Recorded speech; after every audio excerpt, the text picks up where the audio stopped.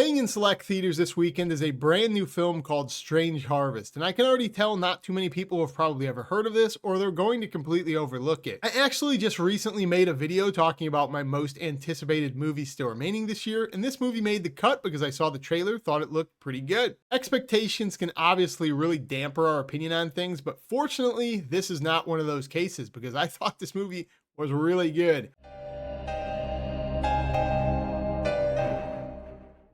So in the brand new mockumentary horror film Strange Harvest, it follows a fake case, fake police department in a manhunt for the infamous serial killer Mr. Shiny, who is terrorizing San Bernardino, California. We don't know too much about him when the movie starts, but it takes place over the 90s and into the 2000s. This guy is involved in about a dozen ritualistic killings that have something to do with outer space. There's a supernatural edge to everything he's doing. Now, I didn't know too many specifics about this. I saw the trailer. I was completely sold. I am a big fan of the mockumentary style. Really liked the Poughkeepsie tapes. I really liked Lake Mungo. So the fact that we are getting another entry into this, I am just really happy we got this movie. I think it is highly effective. What really stands out to me about this movie is it is equally captivating and unsettling. For a large majority of the runtime in this movie, I was locked in. It has not been since Late Night with the Devil but I watched a movie that felt like I could turn this on late night on my living room TV and have a really good time. This movie came off as so realistic in the way it depicted police procedures and these interviews. I thought the cops, the acting was completely convincing, and that's really important because they're a huge part of the movie. I also found this serial killer, Mr. Shiny, to be interesting enough. You don't get too many details about him until the movie starts going, but he's brutal, he's sinister, he has that supernatural edge in him.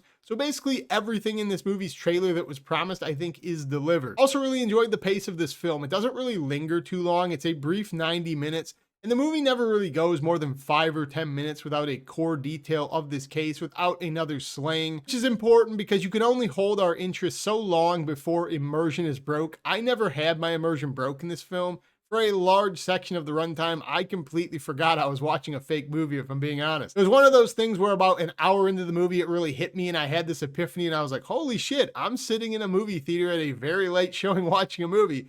I completely forgot and zoned out. I thought I was high on my living room couch. It's also an incredibly low budget project and I love to support these kinds of films. I think this movie did the festival route. It has very good ratings on Rotten Tomatoes, about a 95% right now. I can completely see why. But because this movie is so low budget, it has to take chances and be creative with how it depicts this case, because if they didn't take the chances they do and they weren't as creative as this movie chooses to be, it would feel very formulaic, but the fact that there is a supernatural hinge to it makes it feel a lot more fresh than it would otherwise. And as I already said, this movie is disturbing. I think this movie really goes for it. It was a lot more graphic, a lot more gory in what it shows, the visceral imagery, than I thought it was going to be going into it. I mean, if you're familiar with the term blood eagle from the Vikings, if you're not familiar, maybe Google it, maybe don't. But that is in this movie, and I did not think I would see the day where I would see a horror mockumentary movie that uses that technique. Bravo. So yeah, you see a lot of different things, a lot of strange and demented ways of him killing people in the aftermath, and some of the visuals highly uncomfortable. If you are a fan of like Criminal Minds and that's your limit, maybe avoid this one. But again, I thought the performances were really good in this film, especially the opening scene. I think that's the most important when it comes to this fake interview mockumentary style. First girl they show, really convincing in her grief for her lost friend over the first case. And from that point on, I thought the cops were very convincing, especially the male lead.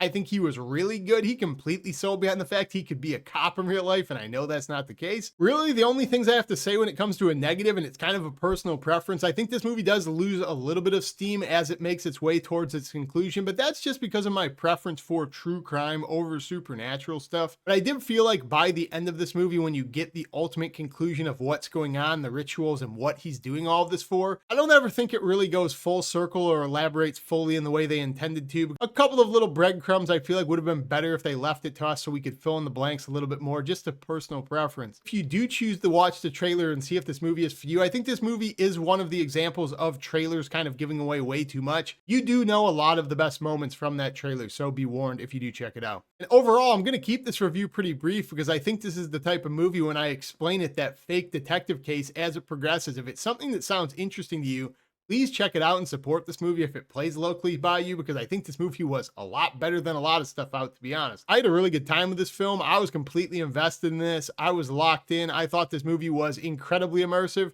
Very creative, equally captivating, and disturbing. Happy to report expectations were met with this one. I had a very good time with Strange Harvest. As always, comment, like, subscribe down below. I will see you in the next review. Peace.